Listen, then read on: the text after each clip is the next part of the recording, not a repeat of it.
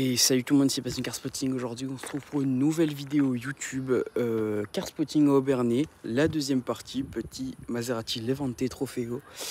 Donc, on se retrouve pour la deuxième partie du Car Spotting à Obernai. Donc, la première partie, il y avait beaucoup de voitures à l'arrêt. Donc, en soi, vous n'avez pas eu beaucoup de voitures dans le Car Spotting, mais c'est beaucoup plus détaillé. Là, je vois beaucoup de voitures rouler, donc je parle pas beaucoup, j'explique pas beaucoup sur les voitures, même si j'en croise. Même si j'ai l'occasion quand même de parler un petit peu, d'expliquer 2-3 modèles. Bon, je vous ai fait une fausse joie la dernière fois en disant qu'il y a une Bugatti Chiron Super Sport, mais je me suis pas rendu compte, j'avais beaucoup trop de spots, ça me faisait une vidéo de 25 minutes, c'est pas possible. Donc je veux pas m'avancer, mais normalement c'est dans la vidéo là, la Chiron Super Sport.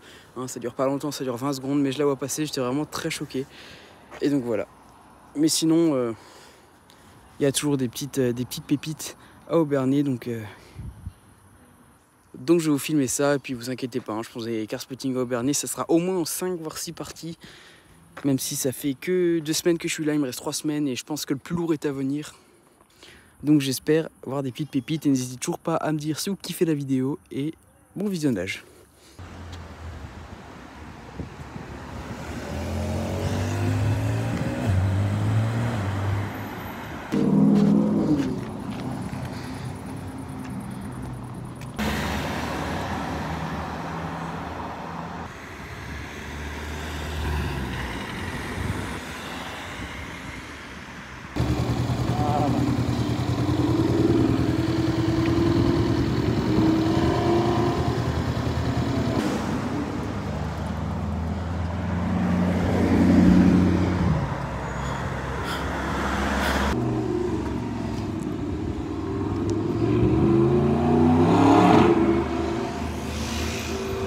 Bon là je mettrai ça dans l'ordre, mais je viens de voir une Bugatti Chiron, moi qui quand j'ai vu le Huracan j'ai dit j'espère que je verrai mieux.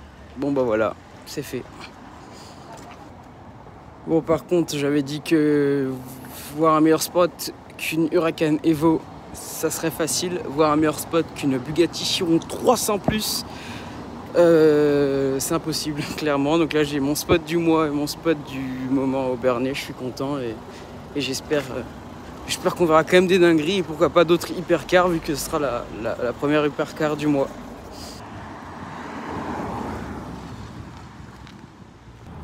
Bon les gars, je vous fais vite fait un récap de la journée, hein, pas depuis Obernai, mais là ça fait pile une semaine que je suis là. Aujourd'hui il faisait un temps merdique.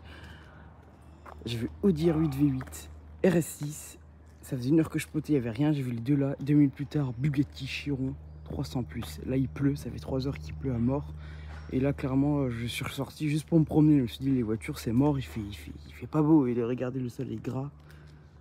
Et là je marche et je vois ça, GT3 RS.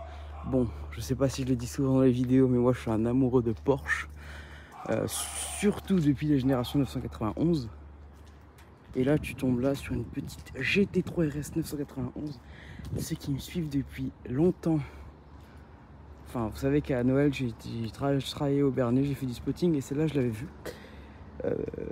C'est une phase 1, GT3 RS 991 phase 1, flat 6 GT Porsche moteur arrière.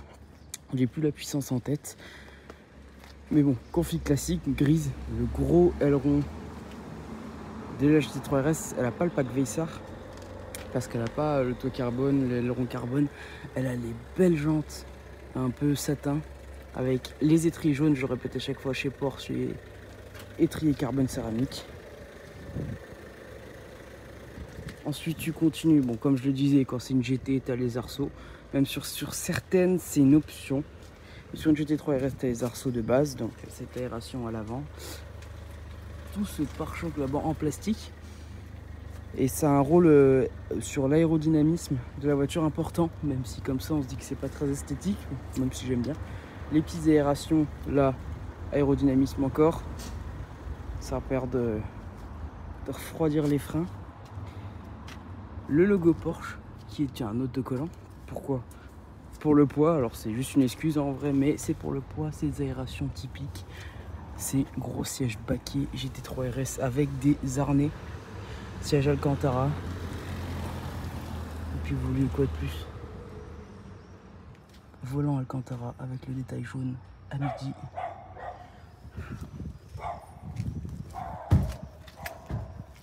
Donc voilà, je vous ai fait vite fait le tour. Alors honnêtement, si je dois être 100% honnête, même si c'est dévalorisant à mort de dire ça, pour une GT3 RS, elle a pas beaucoup d'options. Mais tu veux quoi de plus, une GT3 RS? Tout que il suffit de voir les petits autocollants que le propriétaire a mis. Hein, et là tu vois que c'est marqué Manicourt, et puis rien que tu as du pare-brise fissuré, je peux clairement vous dire qu'il l'utilise pour du circuit, ce qui est la vraie utilisation d'une Porsche de base. Tout ce que tu vois GT3, GT3 RS, c'est des pistards qui sont utilisés que pour la piste, et allez voir n'importe quel pilote, personne vous dira le contraire, mais Porsche est la meilleure voiture de circuit qui existe, et clairement personne ne peut le nier. Et voilà, les deux béquets, l'énorme aileron de la GT3 RS, et ce petit béquet là, cet aileron là, c'est surtout pour l'aérodynamisme, mais ça a une gueule. Ouais, moi je suis amoureux de Porsche, et là clairement je suis subjugué par la beauté de ces voitures. Bon allez, vous verrez assez de rush là.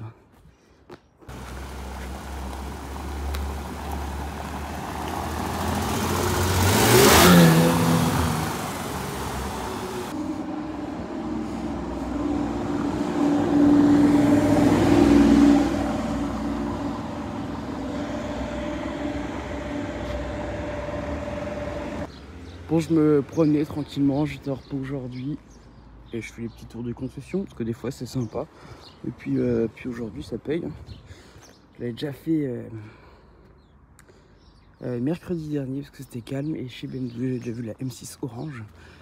Et là je retombe sur une petite BMW i8, une voiture futuriste, pourtant elle a déjà pas mal d'années. Bon, je n'ai pas envie de dire de bêtises, mais si vous me dites que c'est des voitures qui sont sorties il y a déjà à peu près 10 ans, un peu moins je pense, parce qu'il y a des voitures qui ont déjà 7-8 ans, pas vieilli, elles sont encore très récentes, mais en même temps c'est des voitures qui étaient très futuristes. Donc c'est des BMW qui étaient hybrides, avec ces gros feux à l'avant.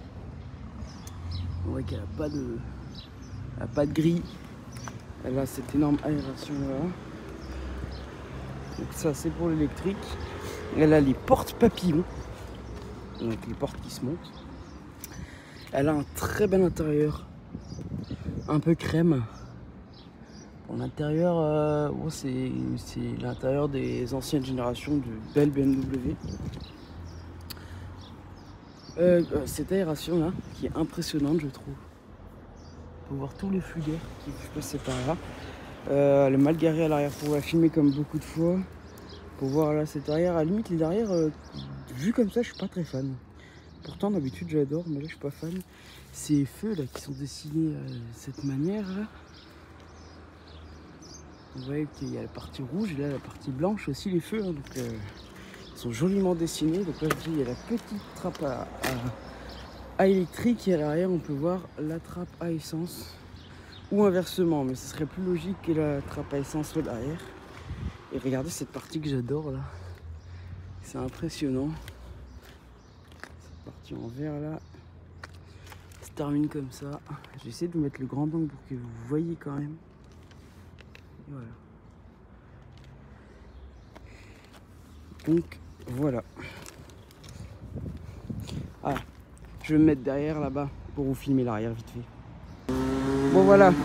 Bon, c'est un peu plus bruyant ici. Voilà, j'essaie de passer le téléphone à travers. Et voilà, regardez, belle petite BMW i8, et vous voyez l'arrière. Bon, vu comme ça, je suis pas très fan. Mais je sais que chez nous, dans les vues, je vous l'ai déjà filmé, il y a une i8 décapotable couleur bronze. Elle est incroyable. Voilà. Là, je viens de vous filmer la i8. Et là, du coup, je suis Mercedes. Et là, regardez, petit G. Alors, déjà, c'est très très joli. Et moi, les G, j'affectionne ça beaucoup. Et clairement, je le trouve bizarre. Bah, il est beau, hein, donc c'est pas un AMG. Hein, vous voyez qu'il a un beau pare-choc. Enfin, c'est les classes G. Mais déjà, je trouve bizarre. Donc, déjà, je vois Jean de Brabus. Et déjà, je vois l'échappement sur le côté. Je me dis, échappement Brabus. Je me dis, oh, petite prépa Brabus, c'est juste. Là, regardez, G500 AMG Line Brabus. Donc, il a une petite prépa Brabus. Alors, je sais pas s'il a une prépa moteur, mais en tout cas, il a les belles jantes Brabus. Il a les cuissons là. Et il a l'échappement Brabus avec les jantes, hein, toujours les mêmes qu'à l'avant, mais elles sont magnifiques. Et à l'arrière, je pense qu'il n'y a rien qui change, mais c'est sympa. Et voilà, donc je vous le filme vite fait. Mais... Voilà, à l'intérieur, il n'a rien de Brabus, donc il y a juste une petite prépa esthétique dans l'échappement qui doit être sympa, et sûrement une petite prépa moteur. Je ne sais pas. Donc voilà, on continue, hein. Des choses sympas. La couleur de ce GLE, très sympa. Et d'ailleurs, il faut que je vous filme autre chose. Il y a une AMG là-bas, un GLC, si je dis pas de bêtises, je vais vous le filmer vite fait. A35 AMG, et c'est ça que je vais vous filmer. GLC 63 AMG. Donc voilà, GLC 63 AMG S, avec cette face avant bien énervée, cette calandre Panamérica, comme je vous le répète à chaque fois que je vois une AMG, cette bouche sur les GLC là, qui avale la route, les belles jantes avec les étriers carbone céramique qu'on peut voir avec les étriers en bronze, où c'est marqué clairement dessus, un carbone céramique. Le petit moyeu central qui cache les écrousses, très stylé, 4matic plus. Tu vois comment ces jantes elles ressortent. Et je peux vous dire qu'il n'a pas de cale, hein, c'est d'origine. Tu vois là, les sièges faire piqûre blanche. Voilà. C'est impressionnant comment les roues elles sortent. On peut voir avec le reflet, mais du coup je peux pas vous filmer, il est trop mal garé à l'arrière. Comme à chaque fois, je le répète. Mais voilà, au moins je vous l'aurais filmé vite fait. J'étais venu en janvier, il n'y avait rien du tout dans les concessions. Là du coup je suis quand même bien gâté. i8, G Brabus et petit GLC 63. Voilà.